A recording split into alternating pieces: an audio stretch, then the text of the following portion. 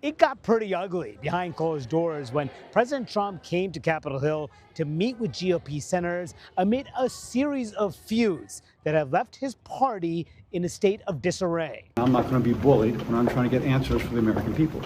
The fight was between Senator Bill Cassidy of Louisiana, a Republican senator who actually voted to convict Donald Trump in his second impeachment trial. Trump paid him back by endorsing his primary rival just a month ago. Cassidy lost that primary bid, even though Cassidy did everything he could to get into Trump's good graces. Since Cassidy lost, he has come back and been a thorn in the president's side, including over the issue of Iran. And that is the issue that bubbled up behind closed doors. President Trump making very clear he did not appreciate the fact that Cassidy and 3 other Republican senators voted just a day prior to limit President Trump's war powers with Iran. Cassidy and him got into a back and forth. Things got rather heated.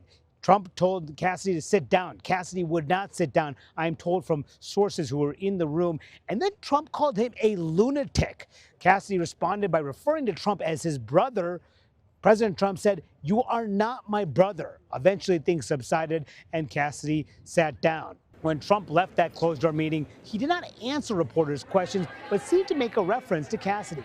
We like our leader. We like everybody really in the room. I don't like a few people, but that's okay. I think you know who they are. But there is so much concern in the United States Senate about the way President Trump has been making demands that simply cannot be met because the votes aren't there to pass his bill to overhaul voting in the United States, the so-called Save America Act that would require voters to provide a proof of citizenship to register to vote. That bill has failed multiple times in the United States Senate. Trump has essentially derailed his agenda, including abruptly scrapping a signing ceremony for a major bipartisan housing bill on the same day he was coming to Capitol Hill to meet with Senate Republicans. A number of GOP senators, from Senator Lisa Murkowski, as well as Senator Kevin Cramer, a more conservative member, have expressed concerns about that position. You know, I've been pretty clear that the Save America Act has no chance of passing. But even despite that, we've been able to move his agenda along. Is he hurting your chances of keeping the majority?